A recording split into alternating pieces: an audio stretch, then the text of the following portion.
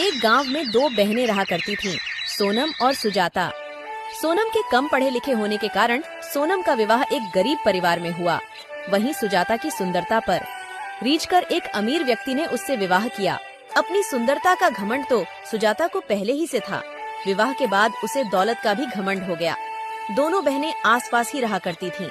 जब भी मौका मिलता सुजाता सोनम को उसकी गरीबी के कारण नीचा दिखाने की कोशिश करती। अरे सोनम, तुझे पता है अभी अभी मेरे पति ने मुझे सोने का हार दिलाया और तुम्हारे खेत के पास वाला जो खेत है वो भी हम खरीद रहे हैं। तुमने तो शादी के बाद कुछ भी नहीं खरीदा होगा, मगर कर भी क्या सकते हैं। तुम्हारे पति के तो खाने के ठिकाने नहीं है, वो तुम्हें क्या खरीद कर देगा। सोनम को बुरा तो लगता, किंतु वह मन महसूस कर रह जाती। सोनम के दिन बड़ी तंगहाली में गुजर रहे थे। 2 वक्त की रोटी भी बड़ी मुश्किल से जुट पाती थी। कई बार सुजाता से मदद की गुहार की। अरे सुजाता बहन, आज हमारे घर पर अन्न का एक दाना भी नहीं है। ऐसे में मेरे पति जमींदार के घर पर गए, मगर जमींदार ने पैसे देने से इनकार कर दिया। तो सुजाता बहन, आज तुम थोड़े पैसे की मदद कर दो। फसल बिकते ही हम तुम्हारे पैसे लौटा देंगे। अरे बहन, तू आज पैसे मांगने आई है? अगर तू कल पैसे मांगने आती तो मैं तुझे थोड़े बहुत पैसे दे भी देती। मैंने तुझे बताया था ना, तुम्हारे खेत के पास वाला खेत जो हम खरीद रहे हैं। तो आज सुबह सुबह मेरे पति घर में जितने भी पैसे थे सभी लेकर चले गए। घर में आज पैसे नहीं हैं। किंतु सुजाता ने कभी उसकी कोई मदद नहीं की।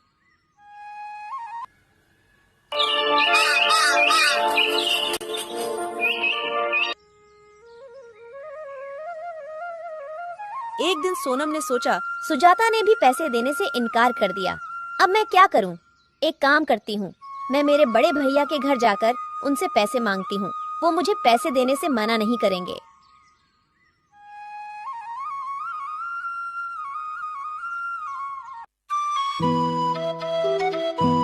आगे बढ़ने पर उसे एक बूढ़े बाबा दिखाई पड़े। अरे बाबा, इतनी गर्मी में आप ये भारी मटका लेकर कहाँ जा रहे हो? कहीं नहीं बेटी, बस ये पास वाले गांव में मेरा घर है, वहीं ये पानी का मटका लेकर जा रहा हूँ। अच्छा, मैं भी गांव की ओर जा रही हूँ।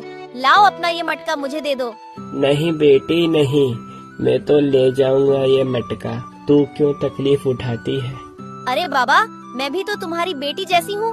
लाओ दे दो मुझे ये मटका। मटका ले लिया। दोनों साथ साथ गांव पहुँचे।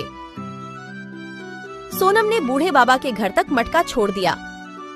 ठीक है बाबा, अब मैं चलती हूँ। और अपने भाई के घर पहुँच गई, मगर उस समय भाई घर पर नहीं था। अरे भाभी, भैया कहाँ पर हैं? वो अभी घर पर नहीं है। अरे मुझे भैया से जरूरी काम था। क्या काम है, मुझसे कहो। अरे भाभी, मैं क्या बताऊँ, अभी हमारे घर के हालात बहुत खराब हैं।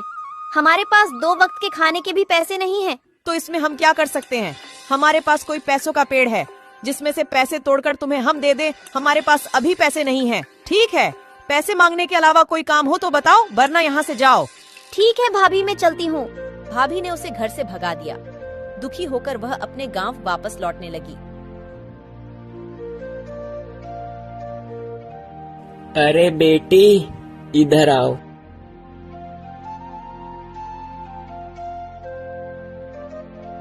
अरे बेटी, तो इस गांव में किसके घर आई थी? अरे बाबा, मैं वो अपने भैया के घर पर उनसे मदद मांगने आई। मगर सोनम ने अपनी पूरी कहानी बाबा को बताई। बेटी ले, तू इन तीनों घड़ों में से एक घड़ा ले ले। क्यों बाबा? अरे बेटी, तू इतनी दूर से पैदल चलकर आई है और पैदल ही चलकर तुझे जाना है। बेटी, अगर तुझे रास्ते में भूख लगे तो ये घड़े के अंदर लड्डू है, तू वो लड्डू खा लेना बेटी। नहीं बाबा, मुझे नहीं चाहिए। आपने मुझसे पूछा, वो ही बहुत है। अरे बेटी ले लो, तू भी तो मेरी बेटी जैसी है। फिर बाबा के बार बार कहने से सोनम वो घड़ा बाबा से ले लेती है। बाबा, अब मैं चलती हूँ, वरना मुझे घर पहुँचते पहुँचते शाम हो जाएगी। और फिर अपने घर की ओर जाने लगती है।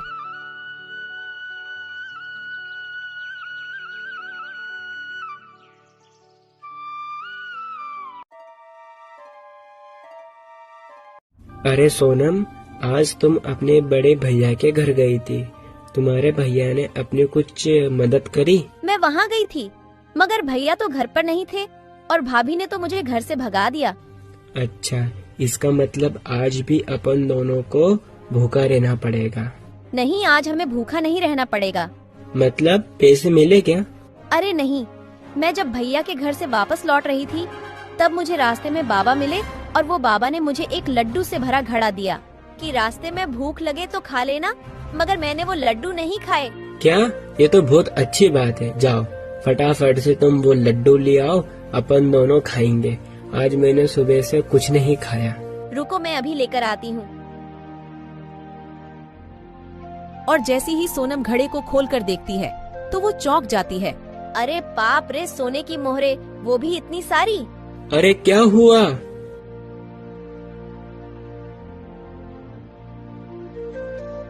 अरे बाप रे बाप, इतनी सारी सोने की मोहरे। तुम्हें ये घड़ा किसने दिया? मैं सच कह रही हूँ, मुझे ये घड़ा एक बाबा ने ही दिया। अरे बाप रे बाप, भाग्यवान। मुझे तो अपनी आंखों पर विश्वास नहीं हो रहा। मुझे लगता है कि ऊपर वाले ने अपनी सुन ली। तुम सच बोल रहे हो, मुझे तो विश्वास ही नहीं हो रहा है। सोनम और उसके पति की खुशी का कोई ठिकाना नहीं था। फिर वो दोनों ने गांव में खेती के योग्य एक जमीन खरीदी। सोनम की तरक्की देखकर सुजाता को बहुत जलन हो रही थी। वो अपने पति से कहती है, अरे सुनो जी, ये मेरी बहन इतनी पैसे वाली कैसे बन गई? उसके पास इतना धन कहाँ से आया? कुछ दिन पहले तो ये मेरी बहन भिखारी जैसे अपने घर पर भीख मांगने आई थी और अब तो हमसे भी ज्यादा पैसे वाली हो गई। हाँ, मैं भी वो ही सोच रहा हूँ। पहले तुम्हारी बहन का पति लोगों के खेत में दिहाड़ी से काम करता था और एकदम से इतना पैसा कहाँ से आया? मगर अभी कुछ दिन पहले मैंने तुम्हारी बहन को तुम्हारे भाई के घर की ओर जाते देखा था। क्या, भैया के घर की ओर? हाँ, मुझे तो लगता है भैया के घर से ही इतनी सारी धन दौलत लेकर आई होगी। मगर तुम्हारा भाई कैसा है जो सारा धन तुम्हारी छोटी बहन को ही दे दिया? उसकी बहन तुम भी तो हो ना, भाई के लिए तो दोनों बहन सामान्य हैं, तो फिर दोनों बहनों को बराबर का हिस्सा देना चाहिए। तुम बिल्कुल ठीक बोल रहे हो। भैया की संपत्ति पर जितना उसका अधिकार उतना ही मेरा अधिकार है।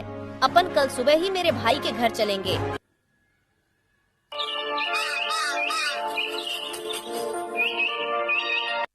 फिर वो दोनों सुबह सुबह अपने बड़े भैया के घर उनसे मिलने जाते हैं।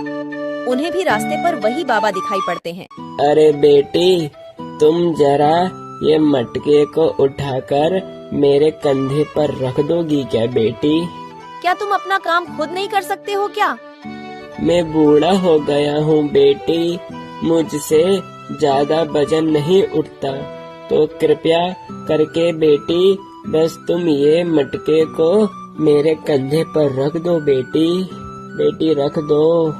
तो क्या हमसे पूछकर बुढ़ा हुआ था? खुद ही तो बुढ़ा हुआ है। अरे भाग्यवान, तुम भी कहाँ इस बुढ़े की बातों में आ रही हो? जल्दी जल्दी चलो, हम घर पहुँचने ही वाले हैं। मगर सुजाता ने उन बाबा की कोई मदद नहीं की। वह उसके भाई के घर पहुंच जाती है। अरे भैया भाभी, अभी कुछ दिन पहले छोटी बहन सोनम यहाँ पर आई थी क्या? हाँ सुजाता, थोड़े दिन पहले सोनम आई थी, मगर मैं उससे नहीं मिला। जब वो घर आई थी मैं बाहर शहर था, उससे केवल तुम्हारी भाभी ही मिली। भाभी, तुमने उसे कुछ दिया था क्या? नहीं, मैंने तो उसे कुछ भी नहीं दिया। हमारे पास कुछ होगा तो ही तो उसे देंगे। अच्छा, इसका मतलब आपने उसे कुछ नहीं दिया। ठीक है भैया, हम चलते हैं। अरे अभी तो तुम दोनों आए हो और इतनी जल्दी जा भी रहे हो, खाना तो खाकर जाओ। नहीं, हम यहाँ से निकल रहे थे तो हमने सोचा कि भैया से मिलते हैं। ठीक है, हम चलते हैं। अरे भैया ने तो उसको कुछ भी नहीं दिया, तो फिर उसे इतना सारा धन माया फिर कहाँ से मिला? मैं भी वही सोच रहा हूँ। इतनी धूप में चलने के बाद मुझे बहुत जोर की प्यास लग रही है। तुम्हें भैया के घर पर प्यास नहीं लगी क्या? तुम जाकर कहीं से जल्दी से पानी लेकर आओ, मुझे चक्कर जैसा लग रहा है। अरे जब मुझे प्यास नहीं लग रही थी, अब मुझे बहुत जोर से प्यास लग रही है। उन्हें एक झोपड़ी दिखती है। वह झोपड़ी उन्हीं बाबा की थी। क्या हुआ बेटा, मेरे घर की तरफ कैसे आना हुआ? बाबा, एक लोटा पानी मिल सकता है क्या? क्यों नहीं बेटी, आओ आओ मेरे घर के अंदर आओ। बाबा, हमने तो तुम्हारी मदद करने से इनकार कर दिया था, तो भी तुमने हमें पानी दिया है। तो क्या हुआ बेटी, वो तुम्हारा कर्म था, ये मेरा कर्म है। और बेटी, तुम दोनों को मैंने इस गांव में पहली बार देखा। तुम दोनों इस गांव में किसके घर आए हो? अरे बाबा, इस गांव में मेरे बड़े भैया रहते हैं, उनसे मिलने हम इस गांव में आए हैं। अच्छा बेटी, तुम वो हरिया की बहन हो ना? बेटी, तुम्हारी एक और भी बहन है ना, जो थोड़े दिन पहले तुम्हारे भाई से मिलने आई थी? बाबा, वहाँ थोड़े दिन पहले भैया से मिलने आई थी, मगर बाबा तुम्हें कैसे पता? अरे बेटी, जिस जगह तुम मुझे आज मिली थी, थोड़े दिन पहले तुम्हारी बहन भी मुझे वहीं मिली थी। उस बेचारी बच्ची ने मेरा मटका मुझसे लेकर मेरे झोपड़ी तक छोड़ा मुझे।